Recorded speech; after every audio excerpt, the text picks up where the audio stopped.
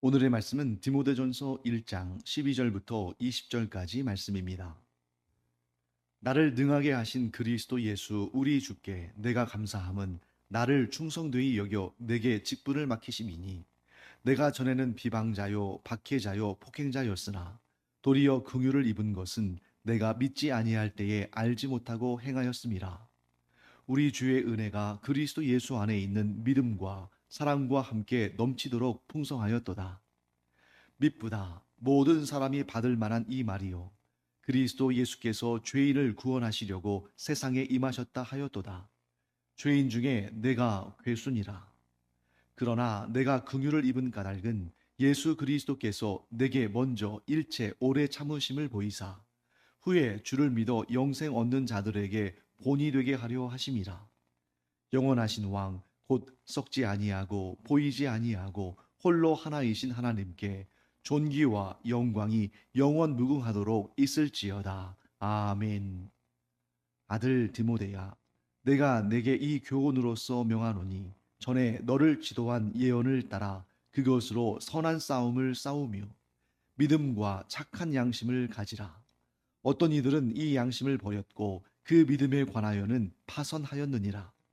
그 가운데 후메네오와 알렉산더가 있으니 내가 사탄에게 내준 것은 그들로 훈계를 받아 신성을 모독하지 못하게 하려 함이라.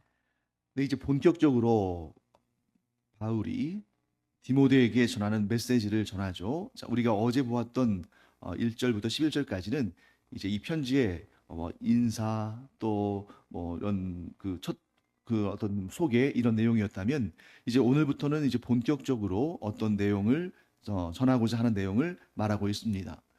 자, 방금 우리가 찬송한 것처럼 나를 일꾼 삼으신 주 그 찬송이 있잖아요. 그 찬송이 이제 바로 이 디모데전서 1장 12절부터 나오는 이 내용을 배경으로 하고 있는 거죠. 자, 바울은 자신을 택하시고 직분을 맡기신 예수 그리스도께 감사의 마음을 전합니다. 자, 왜냐하면 자신이 예수님을 택한 것이 아니거든요. 예수님께서 자신을 택하시고 또 자신이 예수님을 만난 다음에 예수님께 충성스럽게 한결같이 주님을 따르는 그 모습을 보시면서 예수님께서 인정하시고 직분, 여기서 말하는 직분을 뭡니까? 사도의 직분이죠. 사도의 직분을 맡겨주신 것. 이 모든 것이 예수님의 은혜다. 그런데 자, 12절 말씀에 이렇게 시작하죠. 나를 능하게 하신. 또 바울이 지금 철저하게 자신을 내세우지 않고 나를 택하신 것도 또 나를 충성되이 여기셔서 직분을 맡기신 것도 그 직분을 잘 감당할 수 있도록 능력을 주신 것도 예수님의 은혜다라고 말합니다. 그런데 이 바울이 예수님의 은혜를 다른 사람들보다 더 크게 인정하고 말하고 선포할 수밖에 없는 이유가 뭐냐면 그 이유가 13절에 나오죠. 내가 전에는 비방자요 박해자요 폭행자였으나 도리어 긍휼을 입은 것은 내가 믿지 아니할 때에 알지 못하고 행하였음이라. 여러분 이 사도의 정통성으로 따지면 사도 바울보다 어떤 이들이 더 사도의 정통성이 있을까요? 예수님의 12제자들이겠죠. 베드로, 야고보, 요한, 마태 이런 사람들이 정통성으로 따진다면 뭐 바울과는 비교할 수 없겠죠. 그렇기 때문에 바울은 사역하는 내내 어떠한 구설수에 휘말려야 했습니까? 저 사람은 정통 사도가 아니다. 저 사람은 오히려 우리가 따르는 이 복음을 또 복음을 따르는 우리 그리스도인들을 박해하던 자다. 자, 그렇기 때문에 바울은 계속해서 서신서를 쓸 때마다 맨 앞에 뭐라고 강조합니까? 사람에 의해서 세워진 것이 아니라 하나님과 우리 주 예수 그리스도에 의해서 사도된 나 바울은 이렇게 표현하잖아요. 그러니 자, 정통성으로 따진다면 바울은 모든 사도들 가운데 맨 끄트머리에 있지만 구원의 감격과 그리스도의 사도된 기쁨의 그 차원에서 본다면 누구보다도 더 크게 감사하고 크게 감격하고 크게 영광 올려드렸겠죠.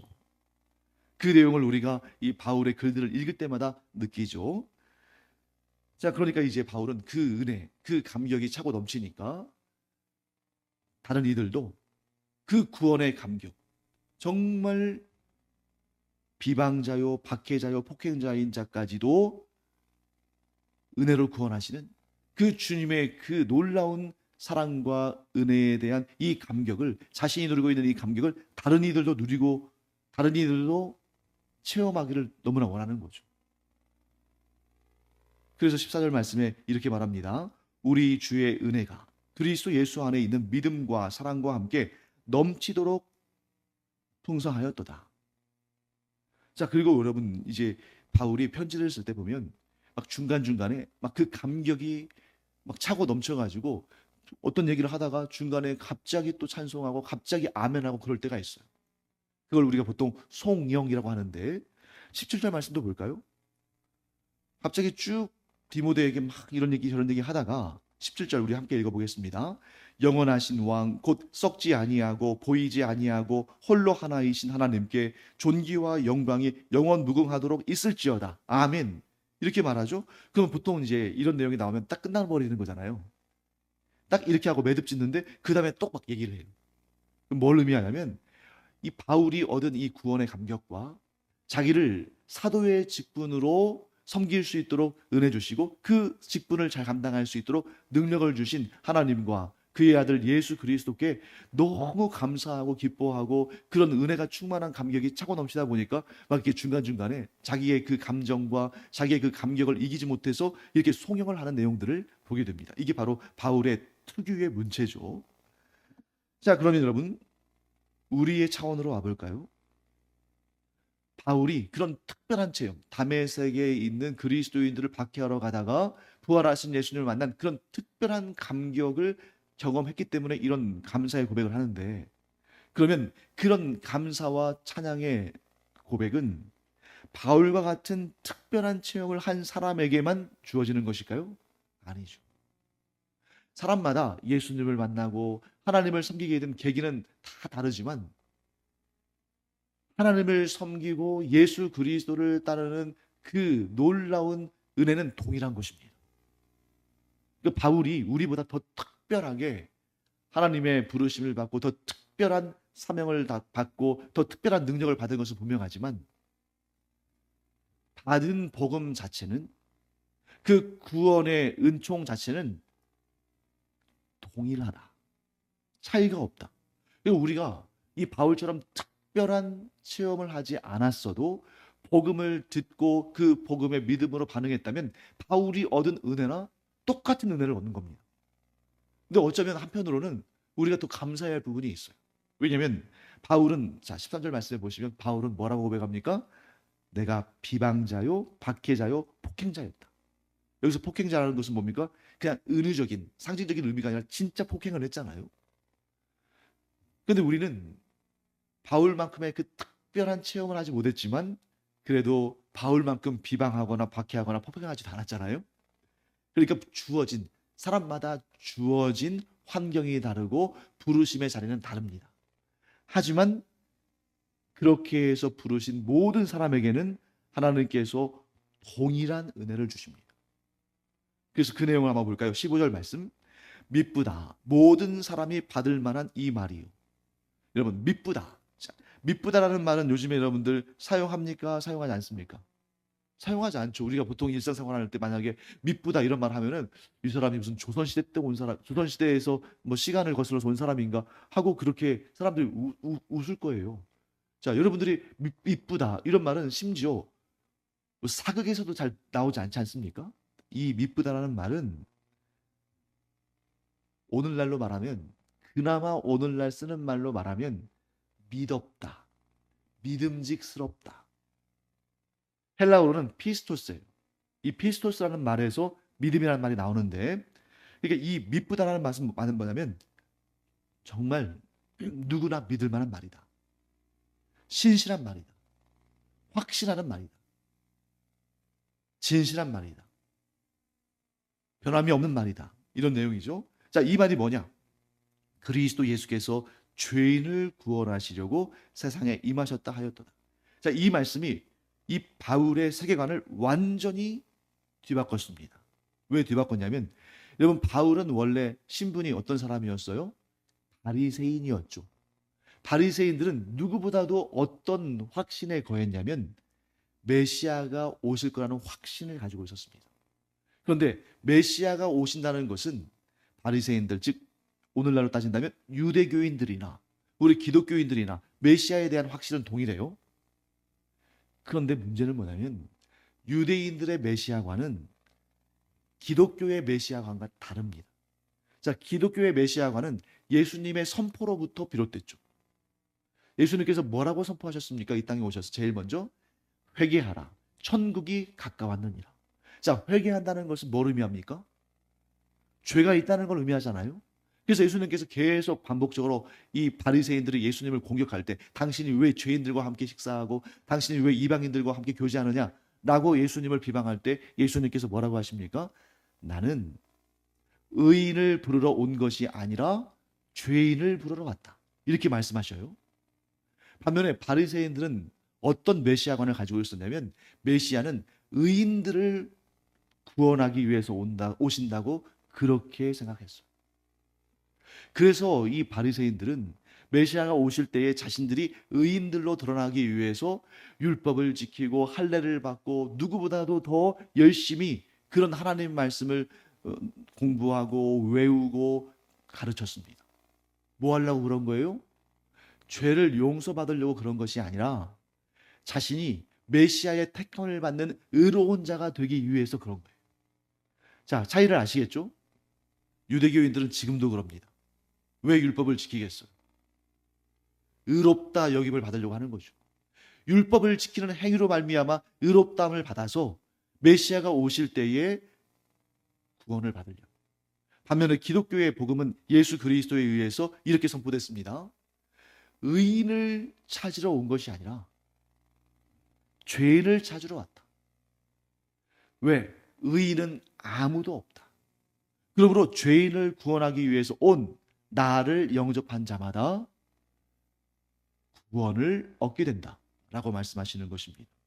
그런데 오늘날 이게 또 자꾸 이 과거로 회귀하는 그런 습성이 있는데 많은 그리스도인들이 어떤 착각을 합니까?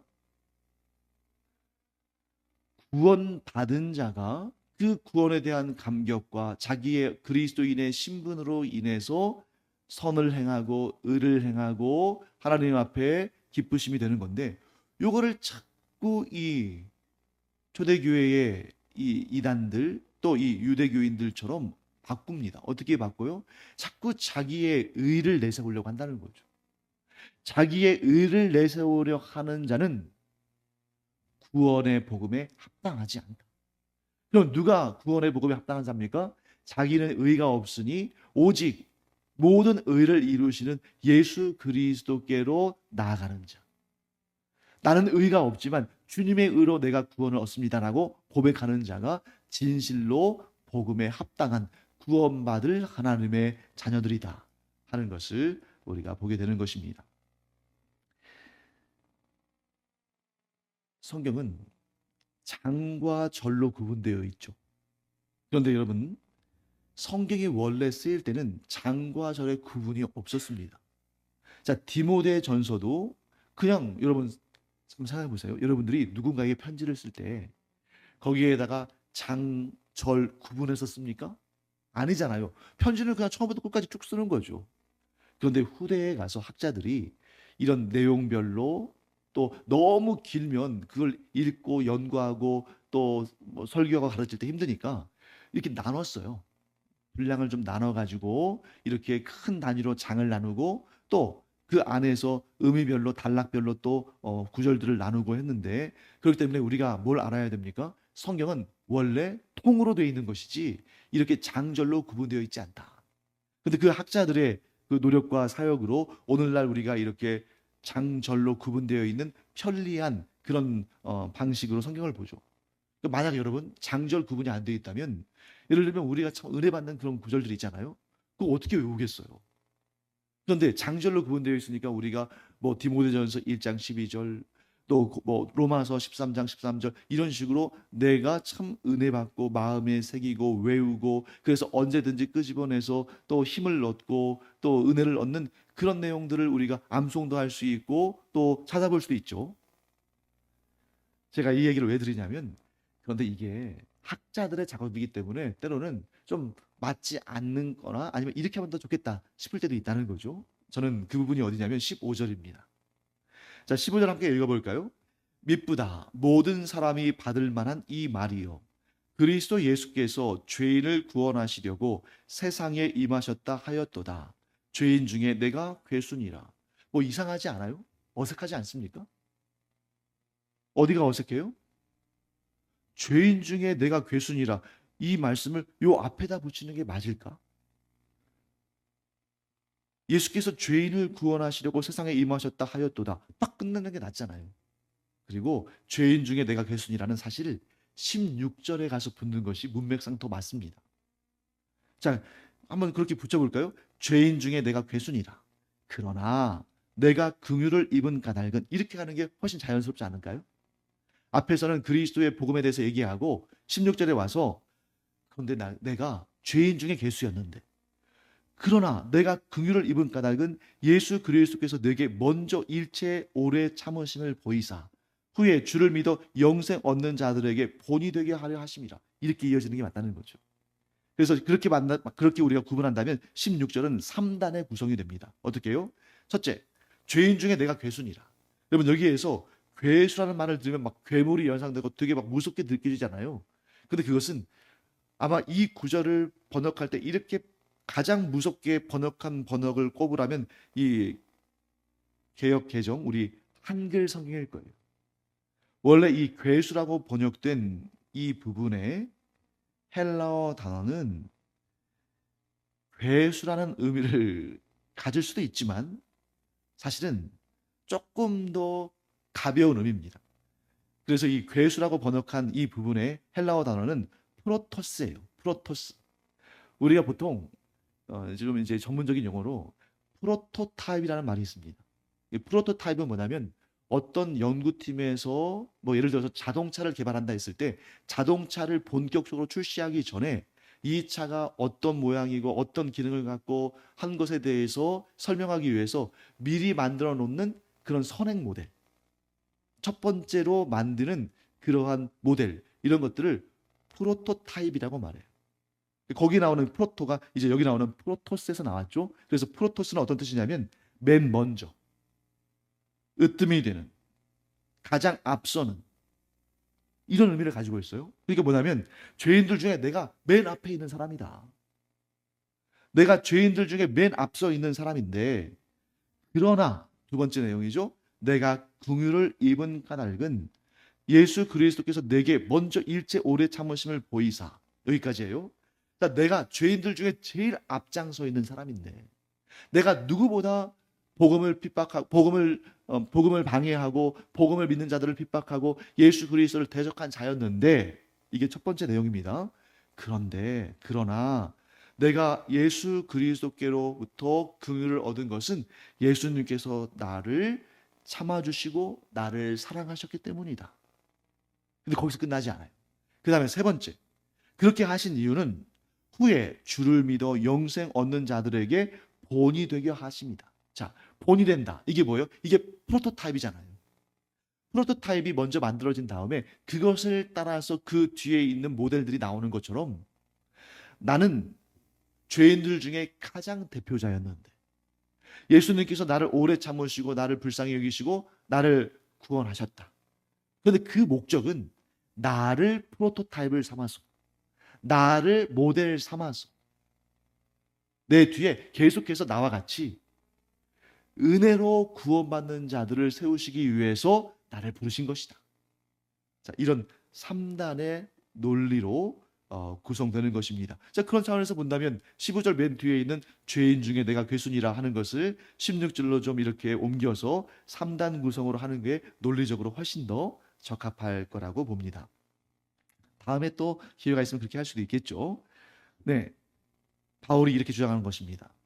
나와 같이 복음을 영접한 자들을 핍박하고 그 복음의 주인 되신 예수 그리스도를 박해하던 자도 주님의 오래 참으심으로 주님의 긍휼하심으로 구원을 얻었으니 이 은혜가 나로 말미암아 끝나는 것이 아니라 오히려 나로부터 시작이 되어서 수많은 사람들이 이 은혜의 복음을 얻게 하시려고 주님께서 나를 부르셨다. 이렇게 말씀하는 것입니다. 자, 그 다음에 가서 이제 디모데를 향한 권면을 하죠. 18절과 19절에 나오는데 18절과 19절 우리 함께 읽어볼까요?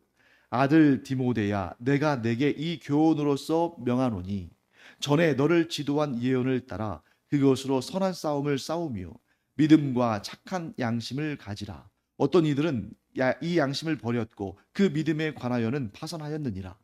자, 바울이 디모데에게 교훈을 전하는데 전에 너를 지도한 예언을 따라. 자, 많은 분들이 성경에서 가장 많이 오해하고 있는 단어 중에 하나가 바로 이 예언입니다.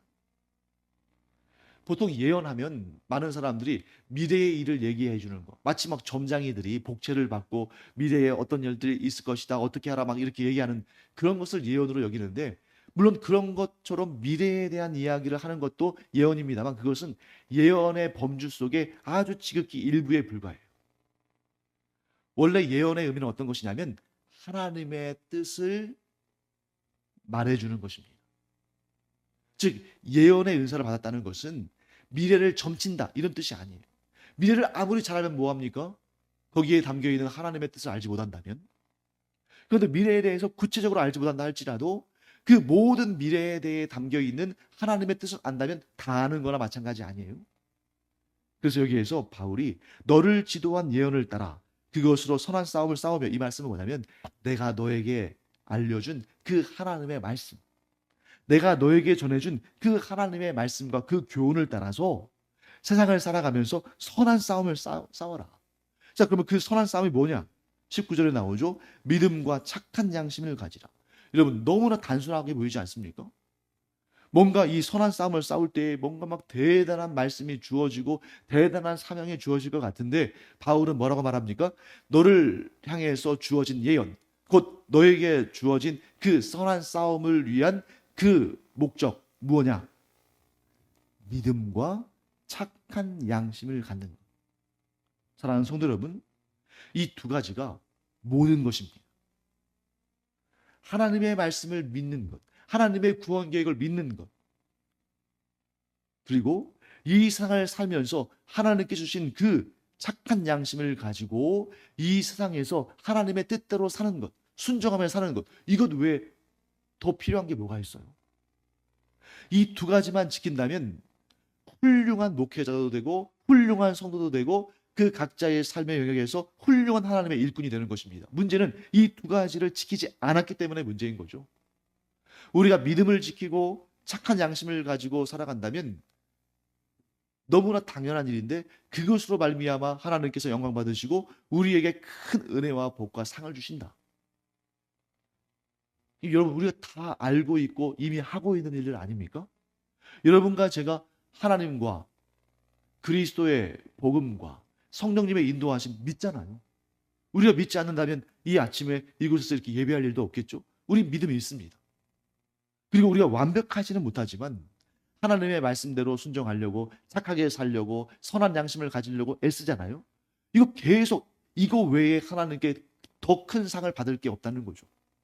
너무나도 그리스도인들에게 당연하고 너무나도 일상적인 것처럼 보이지만 이것이야말로 우리가 하나님께 상 받고 복 받을 가장 확실한 길이다 하는 것을 우리가 깨닫기를 바랍니다.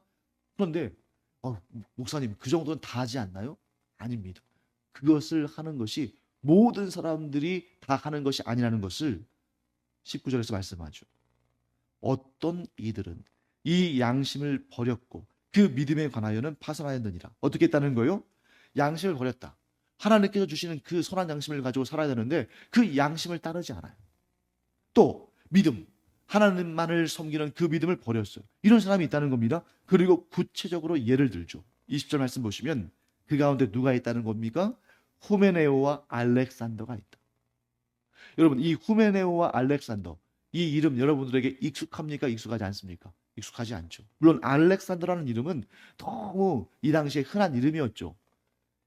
헬라어로 원어로는 알렉산드로스. 알렉산더 대왕, 그 유명한 왕의 이름을 따라서 한 사람들이 많았기 때문이에요. 흔한 이름입니다. 그렇지만 구체적으로 이 알렉산더라는 인물이 뭘 했는지 우리 모릅니다. 그런데 우리가 지금 디모데 전서를 공부하고 있잖아요. 디모데 후서, 위에 보면 이 두 사람에 대한 정보가 조금 더 자세히 나옵니다. 여러분, 디모데 후서는 바로 뒤에 있으니까 찾아볼 수 있겠죠? 우리 디모데 후서 2장 16절 18절 볼까요? 디모데 후서 2장 16절부터 18절까지 말씀 함께 읽어보겠습니다. 망령되고 헛된 말을 버리라. 그들은 경건하지 아니함에 점점 나아가나니 그들의 말은 악성 종양이 퍼져나감과 같은데 그 중에 후메네오와 빌레도가 있느니라. 진리에 관하여는 그들이 그릇되었도다. 부활이 이미 지나갔다 하므로 어떤 사람들의 믿음을 무너뜨리느니라. 자, 후메네오와 빌레도가 나오죠. 자, 후메네오가 어떤 문제를 일으켰습니까? 부활이 이미 지나갔다. 그러니까 이 후메네오가 잘못된 종말론을 가지고 사람들을 미혹하고 사람들을 흔들었어요. 그들의 믿음을 흔들었어요. 그러니까 오늘날로 따진다면 일종의 이런 거죠. 시한부 종말론 같은. 그런데 이 후메네오는 시한부 종말론이 아니라 더 심각한 문제였어요. 시한부 종말론은 미래의 어느 시점에 주님이 재림하신다고 딱 그 날짜를 못 박은 거라면 후메네오는 어떻게 한 겁니까? 너희들 부활 기대하지 마. 이미 지나갔어. 이미 구원받을 자들 다 이미 휴거했어. 그러니까 너희들 부활은 이미 지나갔으니까 거기에 대해서 너희들이 부활할 거라는 그런 희망 갖지 마. 이런 식으로 기독교의 종말론을 아주 심각하게 훼손한 것이죠. 그래서 후메네오는 이 믿음을 저버린 것입니다. 자, 그 다음에 알렉산더에 대해서는 디모데 후서 4장 14절과 15절에 나옵니다. 디모데 후서 4장 14절과 15절 함께 읽어볼까요? 구리 세공업자 알렉산더가 내게 해를 많이 입혔음에 주께서 그 행한 대로 그에게 갚으시리니 너도 그를 주의하라. 그가 우리 말을 심히 대적하였느니라. 자, 이 사람에 대해서는 어떤 정보를 제공합니까? 구리 세공업자. 자, 지금 이 디모데 후서를 쓸 때에 이 디모데는 지금 어디에 있을까요? 에베소에 남겨졌다고 우리 어제 배웠잖아요. 에베소. 에베소는 어떤 도시로 유명하냐면 에베소는 고대 로마 제국의 뭐 3대 도시. 조금 더 넓게 본다면 5대 도시 안에 들어가는 그런 번화한 곳이었는데 그 에베소의 특징은 뭐냐면 가장 큰 신전을 가지고 있었다는 거예요. 지금 현재 남아 있는 그리스 신화를 우리가 그 보면은 거기 많은 신들이 나오잖아요.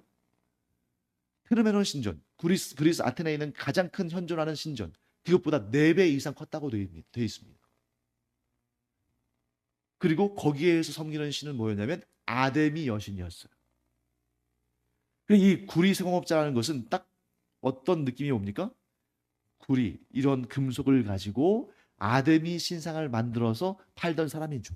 그런데 이 사람이 바울이 전하는 복음을 듣고 에베소 교회 안으로 들어옵니다. 그러니까 이 사람이 아마 이 당시 에베소의 큰 그런 두란노 사원을 비롯해서 큰 그런 어떤 복음의 역사가 있었으니까 교회에 들어왔어요. 그런데 문제가 뭐냐면 복음을 영접하면 우상을 섬길 수 없잖아요.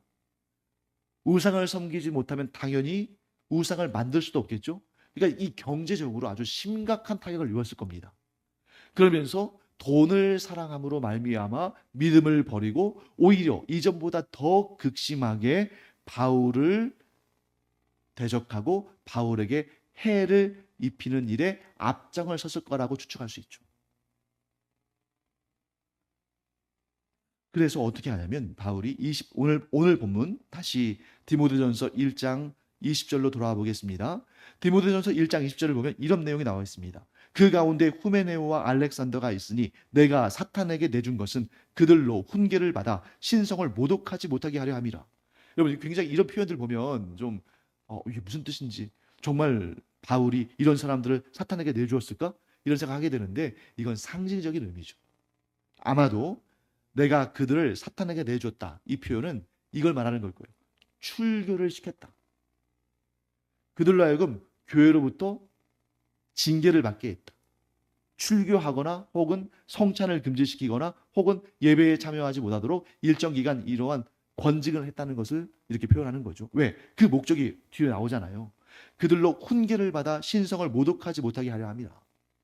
그러니까 이걸 사탄에게 완전히 내줘버리고 이 사람들을 파멸에 이르게 하고 이 사람들이 영원한 심판을 받게 했다. 그런 뜻이 아니라 사탄에게 내줬다는 것은 교회의 거룩한 영역 밖으로 잠깐 내보내서 그들이 자신들의 잘못을 깨닫고 회개하고 돌아와서 다시 하나님을 잘 섬기는 신앙으로 돌아오도록 회복되도록 그렇게 조치했다. 이렇게 보는 것이 좋겠습니다.